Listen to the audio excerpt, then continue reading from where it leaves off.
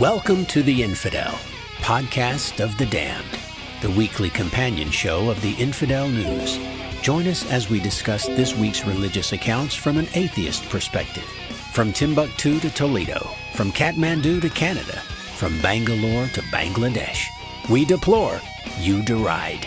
And here are your hosts, Dave and Nicole.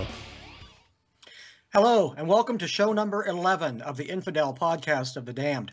I'm your host, J. David Core, atheist, author, and ancestral apparition. And with me is my co-host, Nicole Samard. Hello, Nicole. Yay, that was Nicole closing the door and getting himself a Diet Canada Dry.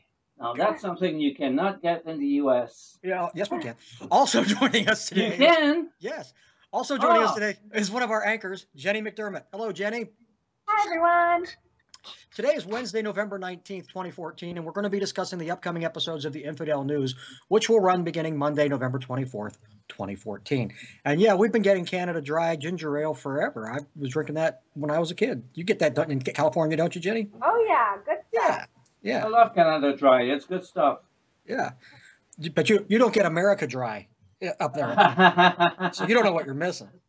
Yeah. Actually, have you ever had Verner's? Yep.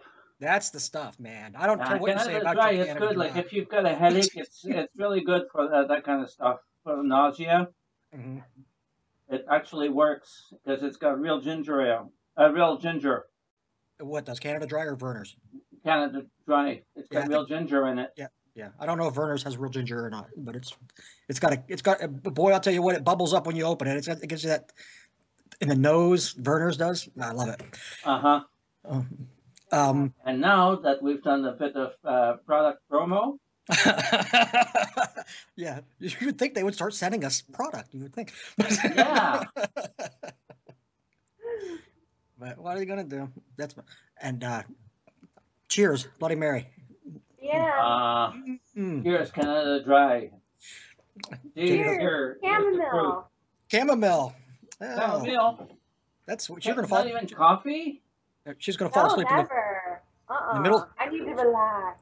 Yeah, she'll be passed out by the time we're done. No coffee. That's terrible. Coffee gets the heart going too fast. Coffee is good. It is. I love coffee. Puts hair on your chest. That's the last thing I need. Anyway, so shall we start with the first story? Yeah, let's look into it. The former Archbishop of York, Lord Hope of Thorns, has resigned from formal ministry in the Church of England after almost 50 years because an independent inquiry found systemic failures in bringing a pedophile priest to justice. Lord Hope, who was the second most senior cleric in the Church of England for a decade, from 1995 to 2005, stepped down with immediate effect from his position as an honorary assistant bishop in West Yorkshire, a post he held after retiring as archbishop to become a vicar in Ilkley. It follows the publication last week of a critical report into his handling of allegations against Robert Waddington, the former Dean of Manchester who abused choir boys and school pupils in York, Manchester, London, Carlisle, and Australia over 5 decades. The inquiry, overseen by Judge Sally Cahill QC, found that Lord Hope, who dealt with 2 of the cases, did not refer the accusations to police or to child protection agencies. Instead, he revoked Waddington's rights to conduct services, but no further action was taken, and concerns over Waddington's health. Judge Sally Cahill said, Lord Hope's actions meant opportunities were missed to start an investigation which may have led to a prosecution before Waddington's death in 2007. Lord Hope said last week that he deeply regretted not having been more proactive in helping victims come forward. He said, I wrote at the beginning of the week to the Bishop of Leeds, and in the light of the Cahill inquiry report, I have submitted my resignation as Honorary Assistant Bishop of Bradford, now West Yorkshire, and the Dales, with immediate effect. This ends my nearly 50 years of formal ministry in the Church of England, which I have always sought to serve with dedication. The current Archbishop of York, Dr. John Sentamu, said, I am deeply saddened by his decision. He has served the Church of England with joyfulness, commitment, honesty, and holiness. Now, before we start talking about it, I'd like you both to go on Vaughn Live and take a look at the little picture I put in the screen next to Jenny. The picture of the bishop chasing the kids? Yes. Yeah, go take a look, Jenny. I don't want to crash everything. Oh, okay then. Yeah, it's cute. It's just a little cartoony looking thing, but yeah. Where'd you get that from? Actually, I got that from Wikipedia. I did a search for Wikimedia. It's a graffiti that somebody did somewhere. I can't remember where. It looks like Banksy. I'm sorry? It looks like Banksy. Is it Banksy? No, it's not. Okay. It looks like something he would have done. But it's a graffiti. Anyway, while you guys start talking about it, I will look it up. Okay. Anyhow, well, I was thinking that Aiden would have been like excited to talk about this. This would have been like right up his alley to talk about because he's always looking into the Church of England and the Catholic Church over in Ireland. But I thought that it was important to note that this kind of thing happens in the Church of England, which is like I call it the Church of England and the Lutherans. I call them Catholic Light. They're like they have the same kind of structure, pretty much, except for going as far as a pope. But that the same kind of thing was happening in the Church of England. I don't think a lot of people are aware of. I think most people think it's just a Catholic thing, but it's not. It happens, in the Church of England. Probably happens in the Lutherans. I'm sure it happens in the Orthodox churches too. But you only hear about it, it seems, in the Roman Catholic Church. But it's fairly common in churches that are misogynistic in that sense, where they put men up in those high positions and deny the position to women, and especially it's especially true in Roman Catholicism because they have, and the Orthodoxy, I'm sure, because they don't allow married men to be in the ministry. But the Church of England allows married men. Yeah. It's crazy because I didn't really know like how prevalent this was, but I looked it up before the show, and on CBSNews.com it had said that there's been like 3,400 cases of reported abuse since 2004 in the Catholic Church, and there's been like over 850 priests derobed over it or defrocked. It's just like I had no idea that it was that common. I mean, I'd always heard about it and stuff, and this guy in particular that he had technically covered for, Robert Waddington, he had been abusing people for at least 50 years. Yeah, that's been going on. That was going on in the Roman Catholic Church. That's what the main issue is. People are more upset about the fact that the church and the bishops covered things up than they are actually about the abuse itself. Because the abuse itself they actually expect, but they think that they expect the church to come to do the right thing, and the church never does the right thing because they're hiding from the scandal. Yeah. Well, two things. Number one, I can't speak about the Lutherans, but the Anglicans do consider themselves Catholics as well. They do, but they don't. The Catholic, the Pope, the previous Pope, actually invited the Anglican ministry to rejoin the Catholic umbrella because they're not under the umbrella. Yeah, but I know the Roman Catholic Church does not consider them Catholic. Mm-hmm. However, the Anglicans consider themselves to be Catholics. Yeah. Okay. Yeah. So that's number one. And number two, I did a little research on that picture, and it was in Portugal in 2011. It was a graffiti on the wall. Okay, so that wouldn't be Banksy. No. He doesn't. I don't think he goes that far. And I didn't keep it, but I saw somewhere, like even in the U.S., there was a pastor who got in trouble again this week for doing exactly the same kind of thing, sexually abusing of children. Where at? somewhere in the U.S., but I can't remember where. I missed that story. It's happening everywhere. Nobody's got an exclusive on that thing. No, well, yeah, and it also it does happen in the whole thing is that adults trust clergy with their children. Yep. And so they hand them over in a way that you wouldn't give like a teacher that much access to your kids, but you'll give the clergy that much access to your kids. So it's like going to happen all the time, and people just assume that they assume that their kids are safe because it's clergy, and they're not. Yeah. I read too, like Lord Hope had said, you know, he deeply regrets not having helped people come forward, but he also says that like the way things were, you know, the entire time up until about like 1999 was you wouldn't go to the police over something that was in the Catholic Church. So he's not like trying to put blame off of himself, but just kind of say, this is how things are, you know, this is the way it's always been. Yeah, but they're not. That's not the Catholic Church, though. That's the Church of England. He's Church of England. Okay. He's Church of England. Okay. Yeah. Yeah.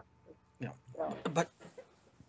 But yeah, it's that's a big thing with Pope Benedict. A lot of people think that the reason he left was over the scandal that because he covered up so much when he was a priest, when he was a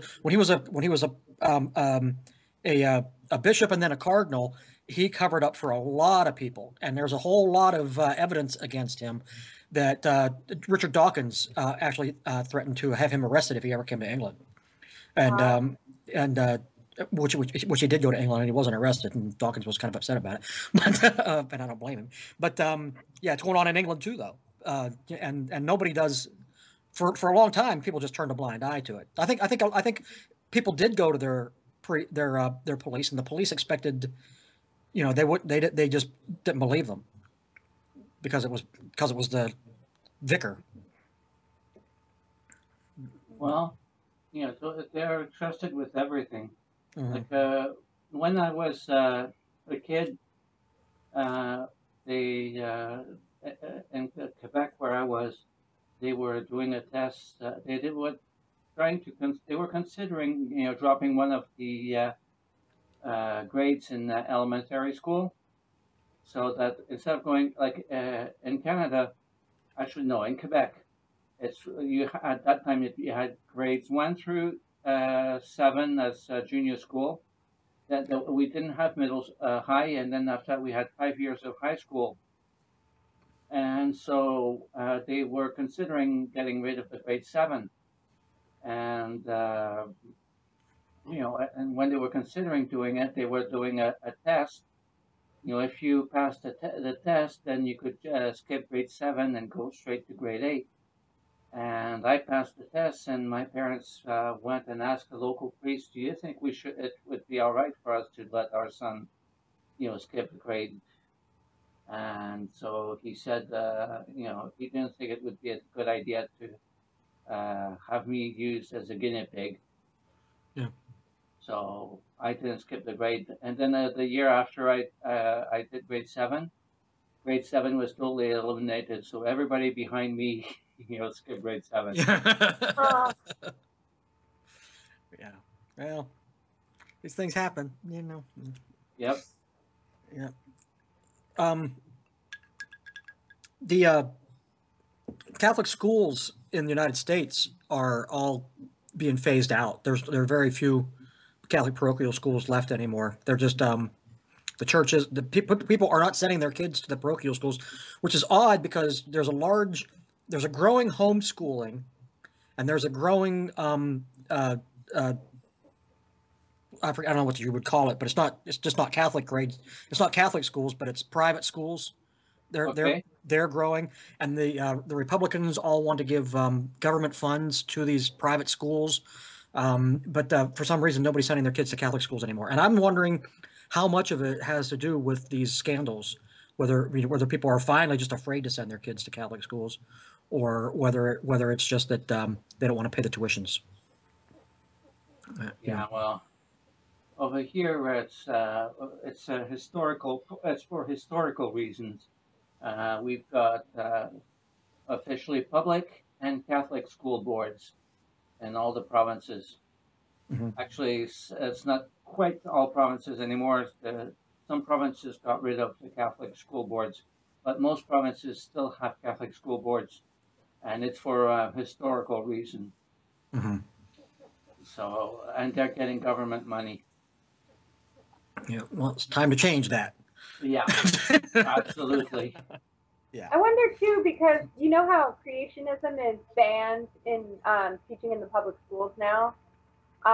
So is that something that they follow, creationism in Catholic schools, and maybe like No, no? not a Okay, Catholic. all no, right. no. The thing is, Which is why that is why homeschooling is growing, though, because people don't want their kids going to public schools and being taught evolution. the thing is, Catholic Church has accepted evolution and the Big Bang since 1950. Yeah, and in dribs and drabs, it's like it depends on which pope it is, how much they accept it. Well, the thing is, it's already got the seal of approval of one pope in 1950, so other schools Right. ever since then have been teaching it. Right. Yeah.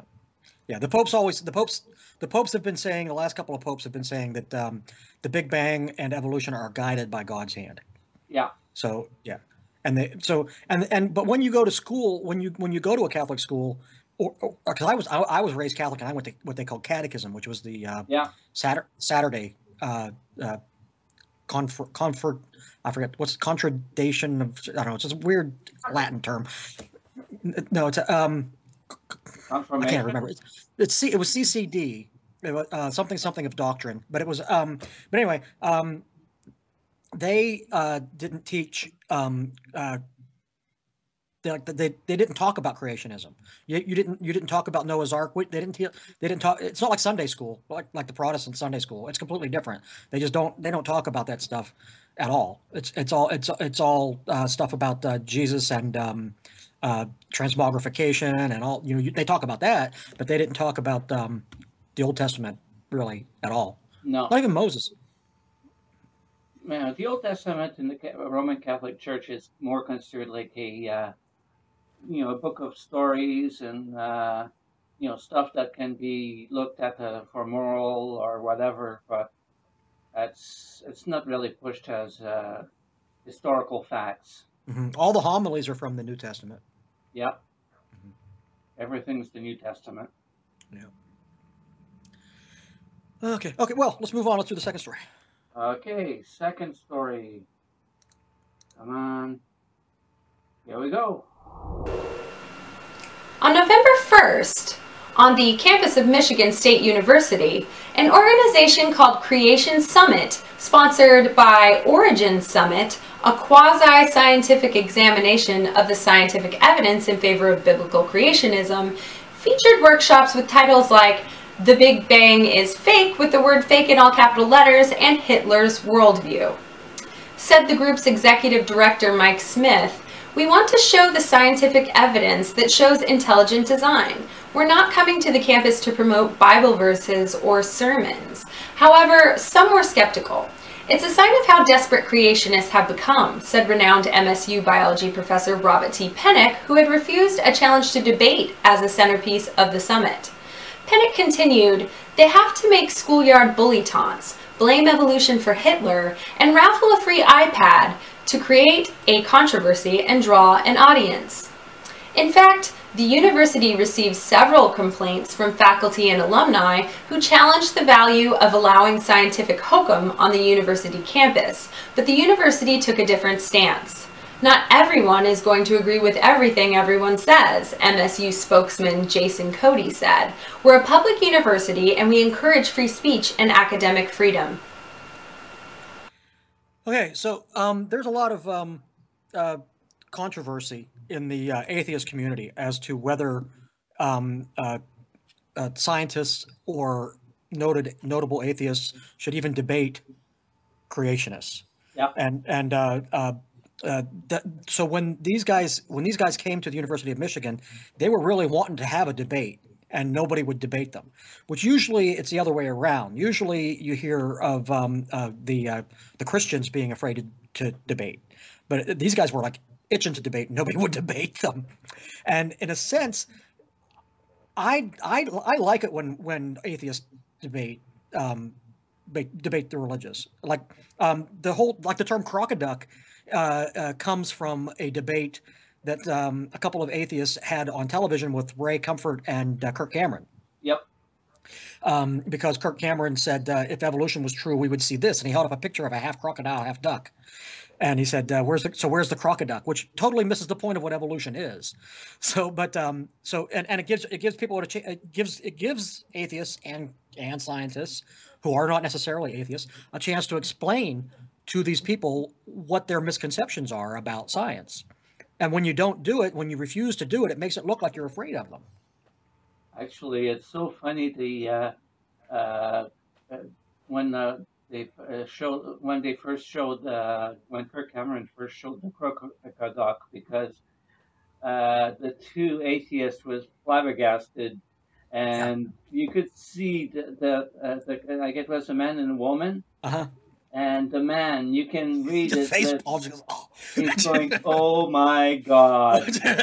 And he doesn't say it out loud, but you can read his lips, saying, that they can't believe the stupidity. Mm-hmm. Have you ever seen it, Jenny?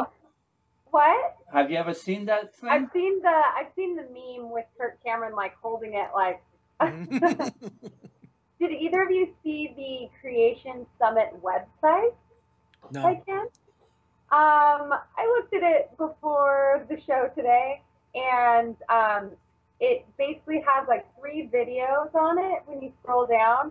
The very first one is Ben Stein, and which I couldn't even believe. I didn't even know, because he's such an intelligent person. I just didn't think he would be behind something like this. But it's this long video of him saying that he thinks that freedom of speech doesn't exist within the science community, and that he feels that people are ostracized because they have a differing belief. And most of the video, he's saying basically warning against the dangers of teaching neo-Darwinism.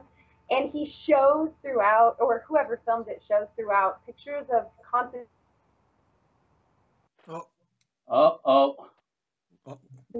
camp. I was like, are we okay?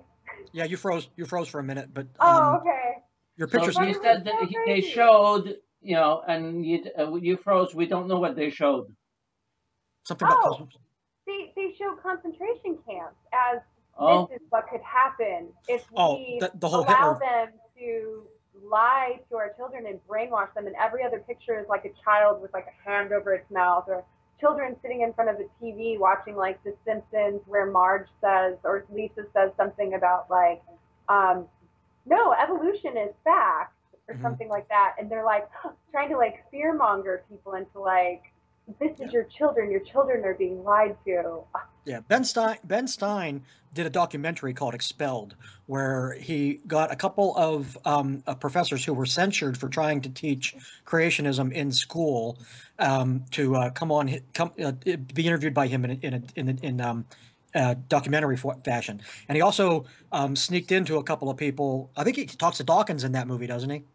Yes, he does. Yeah, and he they lied to them about what they were going to talk about, and then they bring in this information and try to get them to admit to things that never actually happened. But the guy that the movie was based on, the main guy who they said was expelled, who says he was fired for teaching creationism, was never really censored in the way that they say he did. They lie, and the whole movie's a lie. Everything that they say in the movie, if you look it up, there's all kind of people that debunk everything that was said in that movie. But the thing about Ben Stein that's really weird is he's Jewish, but he acts like a Christian, like a fundy Christian, and he's a very strange bird. But he was a speechwriter for Richard Nixon. I don't know if you knew that or not. No, I didn't. Yeah, so he's been. I mean, that's where he got his start. He was a speechwriter for Richard Nixon. So he's been around the fundy element for a long time because Nixon was a Quaker, and a lot of the people on his staff were far right wing. The far right winger. Nixon turned on the far right wing a little bit when he got in office, but he used them to get into office. And so Stein was probably like, in with them a lot in the early days. But yeah, he's been crazy. Ben Stein's been crazy for years. Yes, I think Nicole should do an episode of Christian Glitches about it. It was so insane. And then at the end of this entire video, he's in a classroom and he's going, anyone? Like Bueller? Yeah. Was like, oh my God. I'll send So you the link to that place. Yeah. Yeah, I will. Yeah, it's unfortunate. But I attended a debate locally here, and it was in I live near Pittsburgh. I'm about an hour from Pittsburgh, so I went to Pittsburgh and attended a debate between a Christian and a secular professor at Carnegie Mellon or Pitt. I forget which one. But anyway, it was probably Carnegie Mellon. But the fundamentalist was an Englishman who was making a tour doing debates, and he was really very nice, very gentle spoken. He wasn't like a hardline fundamentalist, and he was one of those guys who claims that he used to be an atheist, but is now a Christian, and made a lot of really bad arguments just for his position. But he didn't want to come out and say he didn't want to debate science. He like accepted every statement that was scientific. He was willing to accept it, but so he gave the professor who was debating against him very little grounds to debate on. It was just basically he was just saying, but this is my faith. This is what I believe. This is my faith. This is what well, you can't debate that. Yes. So it was a very boring debate. Well, actually, when it comes to debates, I'm more on the side of those professors who gathered together and decided they were not going to touch that conference and not debate anybody.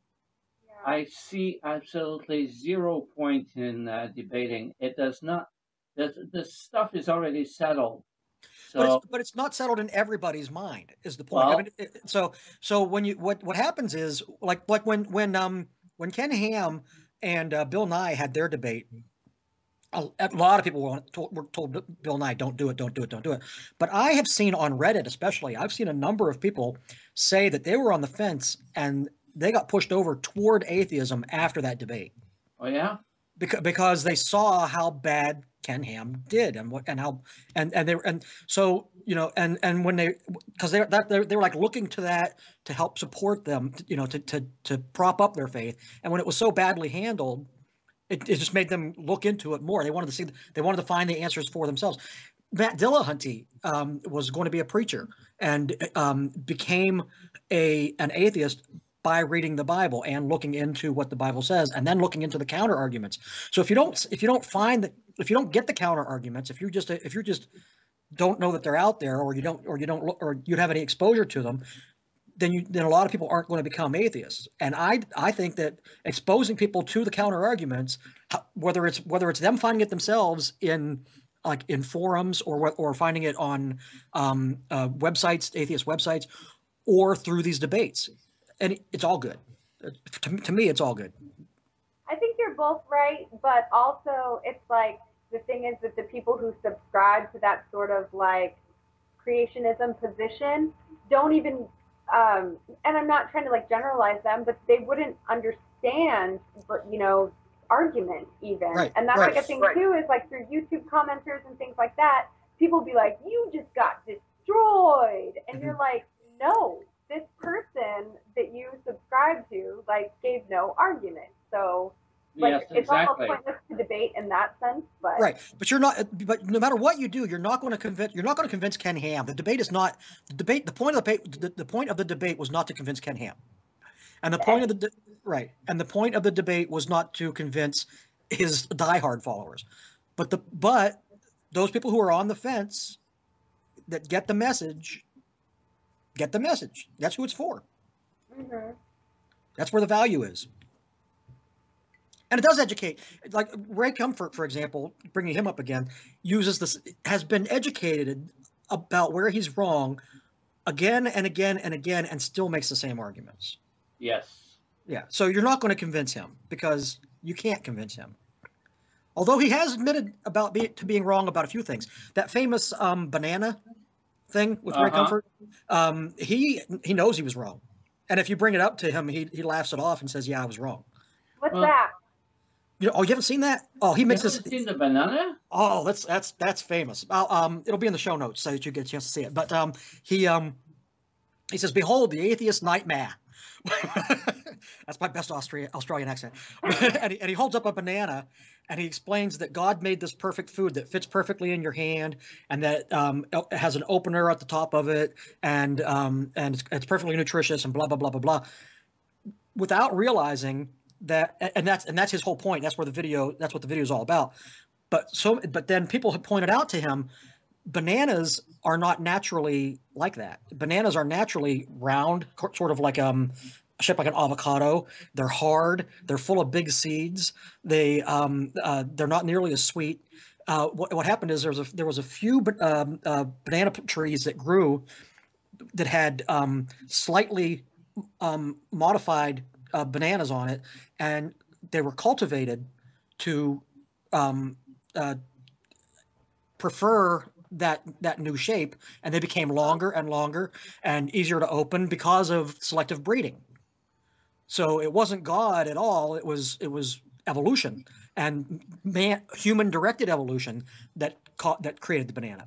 So I mean, it's like the perfect example of him being absolutely backwards wrong, and people use it all the time to show him that. But and he has accepted that. Now he knows now that that's the case, and he never brings up the banana anymore. Well, he also knows that using the Bible is a vicious circle, but he in a video he says it's not a vicious circle; it's a virtuous circle.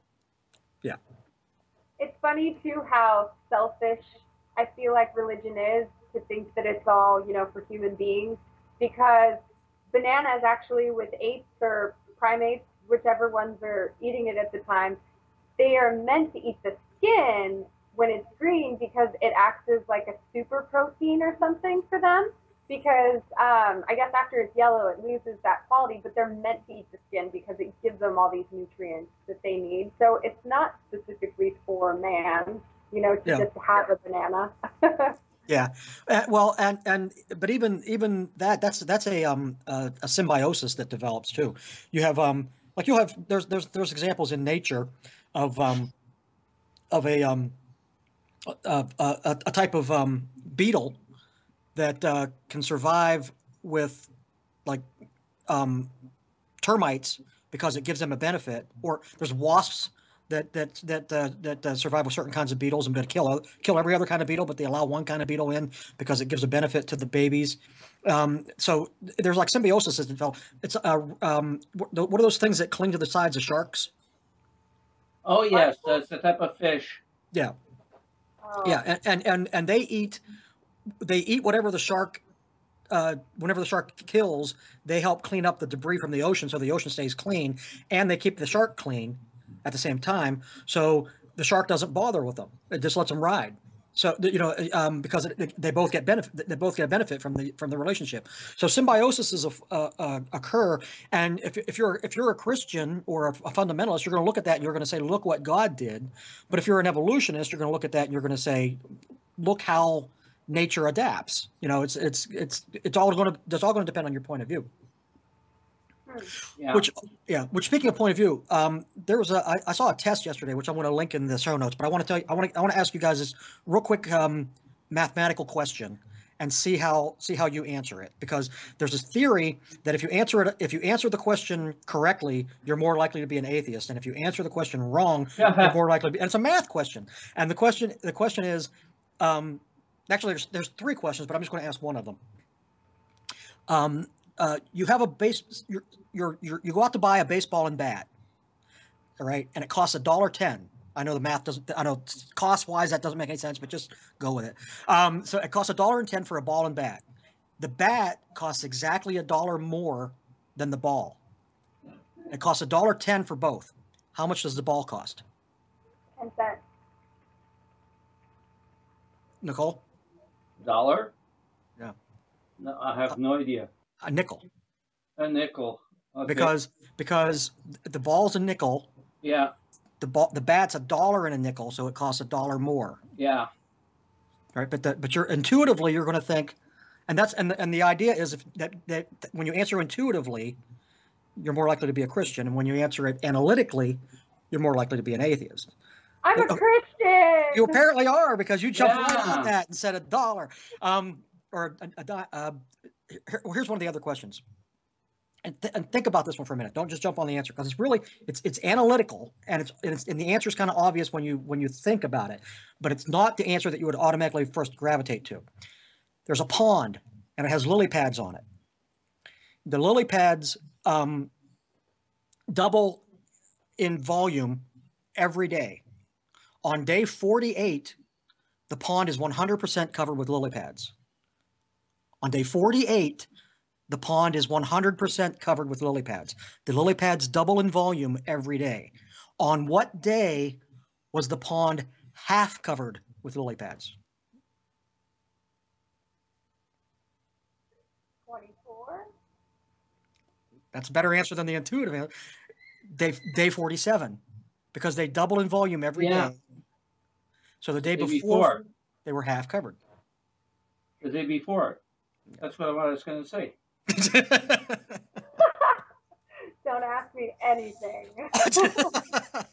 But anyway, but the article, the guys who put this questionnaire together, it's 3 questions. I forget what the third question is, but they actually believed that if you were analytical, you were more likely to be an atheist, which I can see their point there. But I know a lot of Christians who I think would get the answers right. So I don't know that that's necessarily true. I don't think their thesis is fair. I don't think so. No, especially But anyway, okay. Well, let's do third story.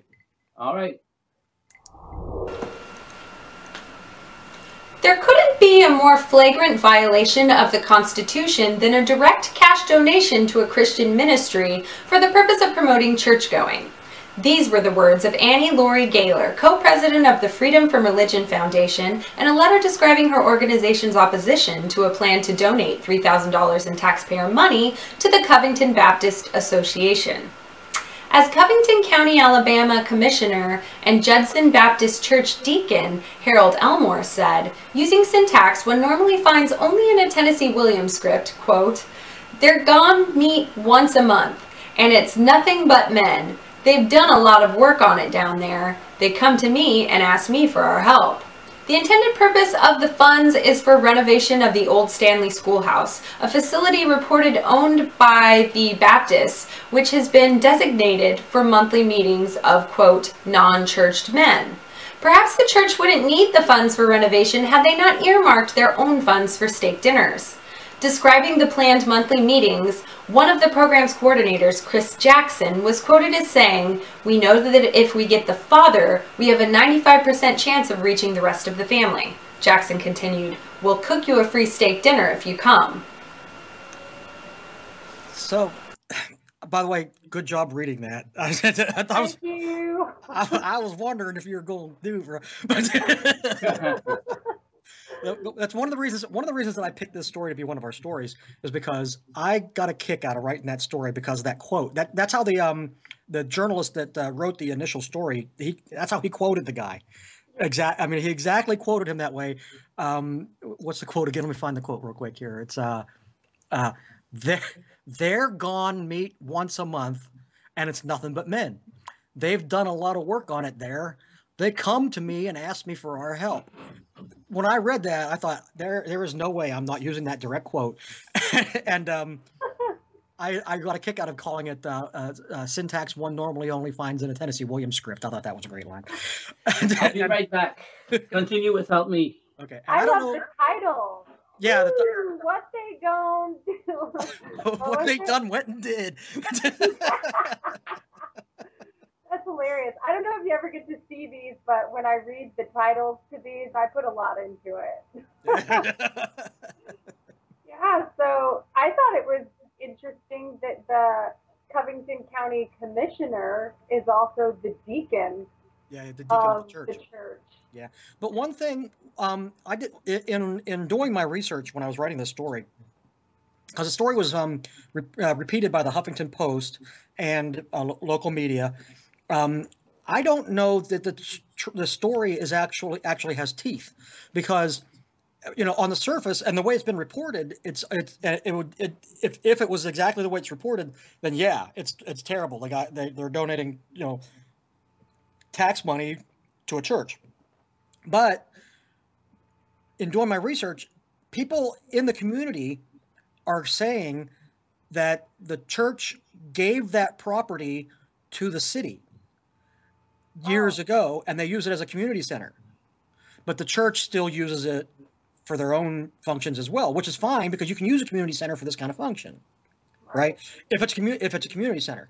But the lawyers for the FFRF have then responded and said, no, we've checked into the deed, and you may have signed it over to the community at one time, but the deed was never, whatever you call it, where you do officially, rubber stamp it.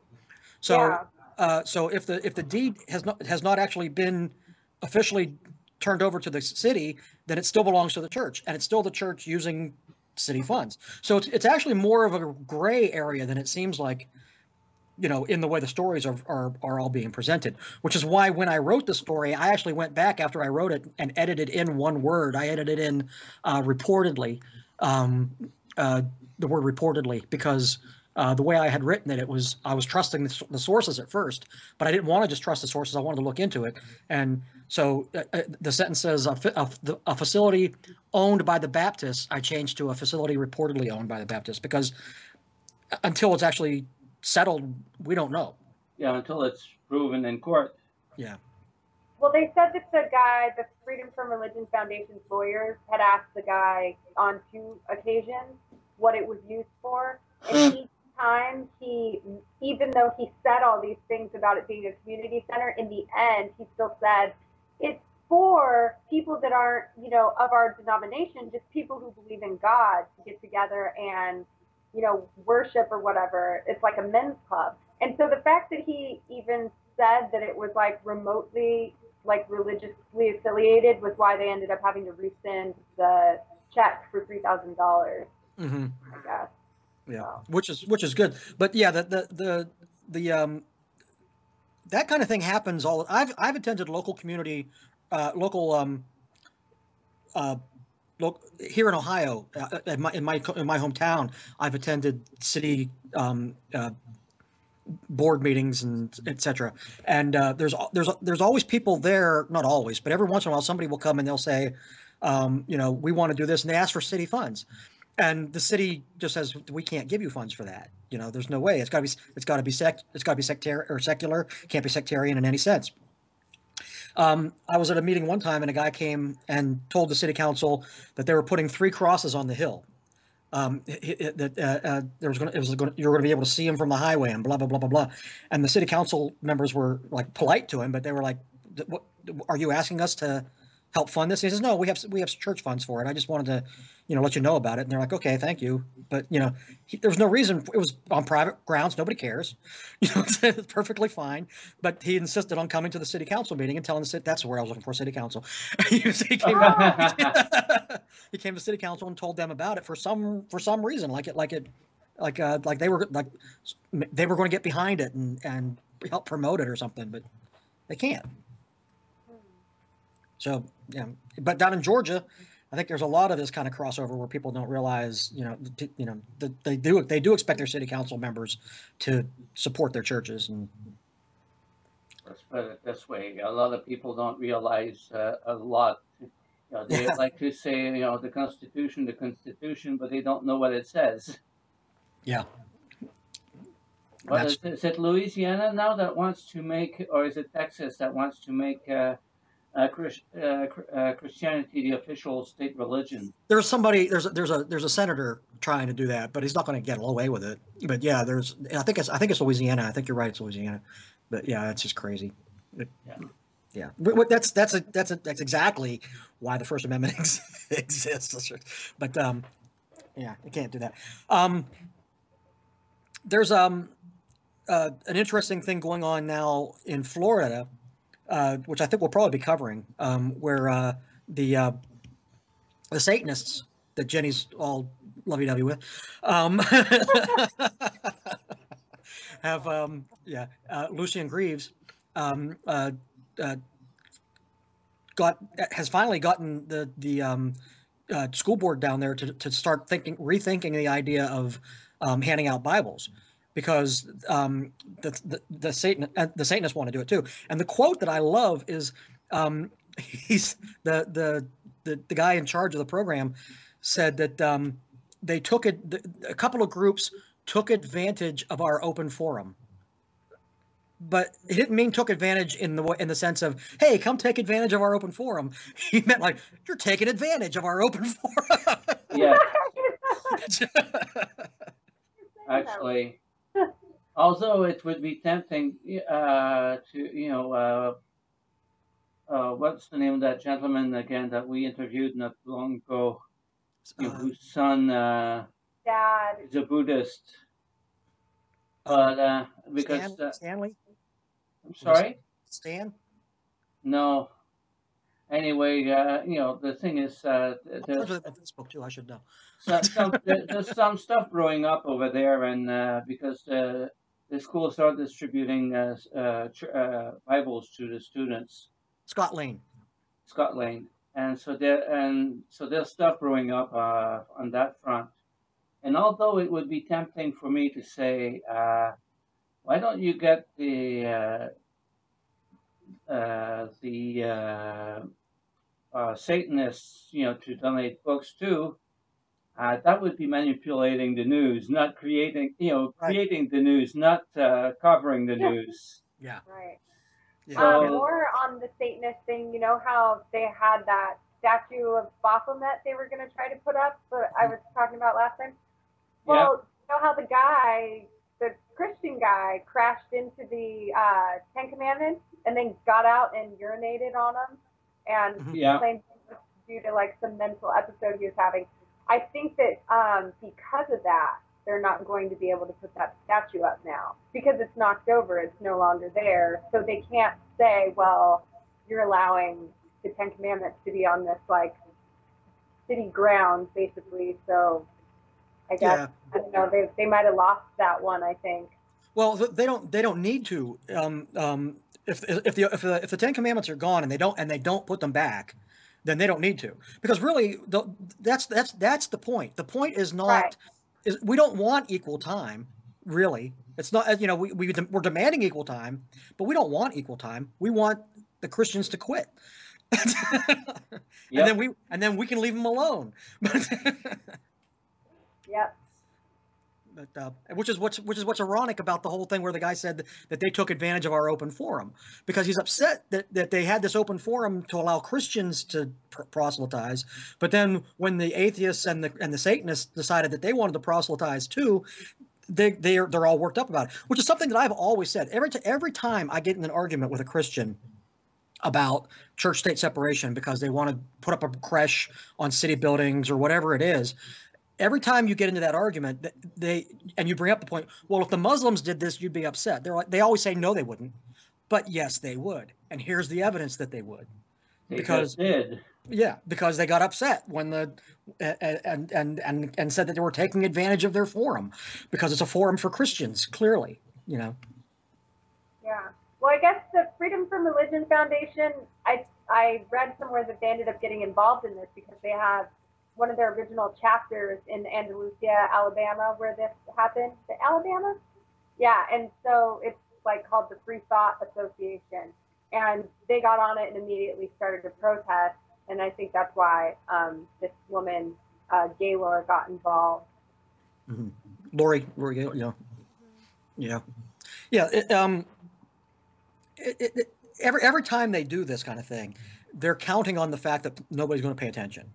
And most of the time, all these stories that we keep hearing about from the Freedom from Religion Foundation, American Atheists, American Humanists, the Satanists, the Satanic Church, every time that they protest something like this that we hear about, that's 1 out of 1,000 times that this kind of thing has happened. And most of the time, it just doesn't get reported, and that's what they count on, is that nobody's going to pay any attention to it. Well, that's what they hope for. Mm-hmm. And you usually do. Usually, they just get away with it. Mm-hmm. Yep. Just wish we could get. Actually, one time I was a bit of a bad boy. I like to rub people's nose and stuff, pretending that I didn't notice. I'm just doing it accidentally. And the thing is, I used to sit because I was originally a Catholic. I was, I got all my school taxes going to the Catholic school board, and I sat for a while on the Roman Catholic school board over here. After you would become an atheist? Well, I was still there after I became an atheist. I was still sitting there, and the thing is, one day, there was a scandal about a gay student who was mistreated somewhere in the U.S. Bullied, etc., and led to his death. And I said, "Isn't it great that over here in Canada we don't do things like that?" And I knew very well that the position of the Catholic Church on that kind of stuff is not necessarily that great. Yeah, but they don't promote killing people. No. Anymore. No. But so I got them a bit. Nobody dared to say, to me, "Excuse me, Nicole," but no, they just sat there and looked very straight and solemn and pretended they didn't hear what I said. Mm-hmm. They just didn't want to talk about it. Yeah, but exactly. Yeah. I like doing things like that. Yeah, I do that kind of stuff. I do that kind of stuff on Facebook all the time. Little pokes at people. But what are you going to do? People are going to believe what they're going to believe, and all you can do is hope that they shut up. So, Jenny had sent a article from Salon to Nicole, and we were going to give that a little bit of time. Do you have the image to put on the screen, Nicole? No, I don't. Okay. It's an article on Salon called 6 Reasons Why Religion Does More Harm Than Good. Was there any particular thoughts you had on that, Jenny? I don't remember it. I remember reading a good article and sending it to Nicole, but I don't remember what it's about. Well, but let's just discuss the idea that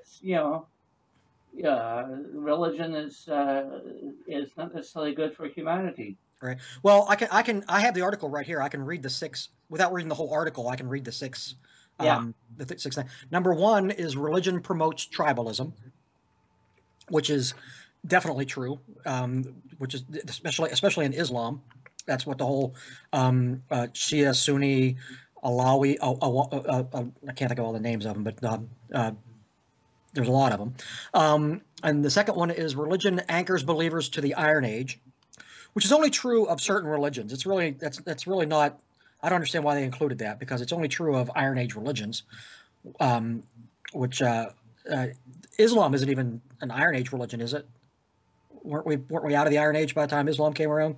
Well, it's still. I mean, it's pretty close, and it's based on an Iron Age religion. But Mormonism is not an Iron Age religion.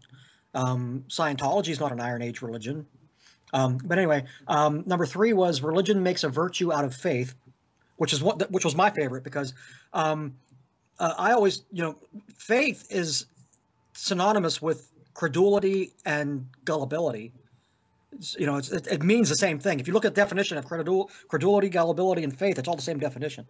Number 4 is religion diverts generous impulses and good intentions, which we can talk about that one in a little bit. That's a good one, though. Number 5 was religion teaches helplessness, which is the whole problem that we were talking a couple weeks ago. We were talking about the 12-step programs and how that's what they do. Yes. And the number 6 is religion seeks power, which is definitely, I mean, that's all religions. But but religion diverts generous impulses. What they're talking about there is, let's say, like, for example, let's say that there's a hurricane in Haiti, you'll have a number of people that'll donate money to Haiti, but you'll have a lot of people that go to church and pray for Haiti, and while they're there, they tithe to their church. Money that they could have sent to Haiti. Yep. Exactly. Yeah. And actually, one of the things that gets on my nerves is they, when something is happening somewhere and it's wrong, something horrible is happening, they sit there and pray and they think they're accomplishing something. Mm-hmm. To me, prayer is a total waste. Oh yeah, what's that meme? You can accomplish more with one hand working than two hands clasped in prayer. Yeah. Yeah. Yeah. I agreed 100%. Mm-hmm. But yeah, the article, I think we could actually have come up with more than 6 reasons why religion does more harm than good. But 6 was a good start. In fact, let's put that out there to the audience. Yes. In the comments, let's come up with a couple more reasons why. Give us some reasons why you think that religion is bad. Yeah, why it does more harm than it does good. Because religion does do some good. Oh yeah. But if the good that it does is outweighed by the harm, then it's a net negative. Well, let's put it this way. One thing that I always say is that, historically, what happened in Canada is after the British kicked out the French, the French government, what they did is they told people who were here, if you want to go back to France, you're free to go, but you have to sell your property to English people. So everybody who was rich did that, and anybody who had a business, an enterprise, they sold everything to the British, and the only people who were left were the peasants who had no money, no education, no nothing. And the only reason that French-Canadian society has survived for so long is because when the rich people weren't there anymore to help them, it was the Catholic Church that was there that helped keep the civilization, the language itself alive. So there is some, they did some good there. Mm-hmm. Yeah.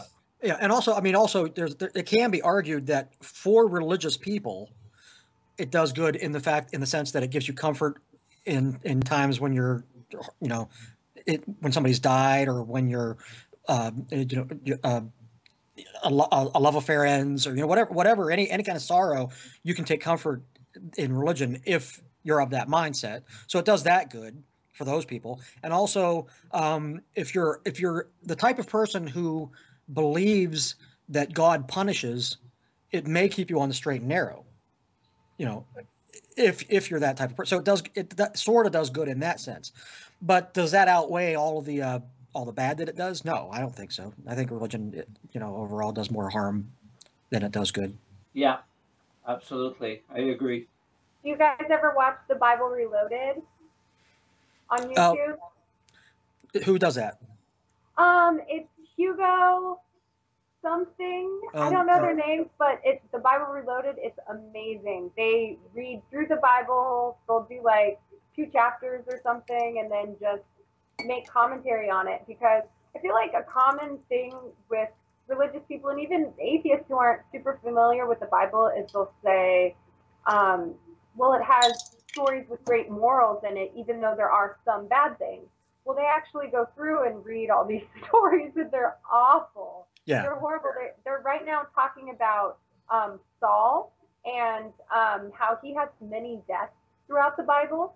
And so they're just saying how it's just the inconsistencies basically in the writing, and they're hilarious. They're like, it could be on Comedy Central. Like, they're so funny. So yeah. check them out. If you ever ask a Christian about the story, an educated Christian, because if you ask just an average Christian, they're not even going to know what you're talking about. But if you ask an educated Christian about the story of the fig leaf, of the fig tree, the Jesus and the fig tree, yeah, most of the educated ones will give you this tortured explanation for how that's a morally good story. But just on the surface, if you're just reading that story on the surface and not trying to delve into it and try to figure out what the story's supposedly trying to say, there is nothing good in that story. It's Jesus. It's Jesus being a pissy little baby because there were no figs on a tree. That's And that's it was there was no fig because it was out of season. it was out of season. Yeah, yeah. But there is an actual moral to that story, which if you know the background to it and you listen to an educated Christian explain it to you, you can actually see the value in that story. There actually is value in that story, but it's really tortured in order to get the value out of it.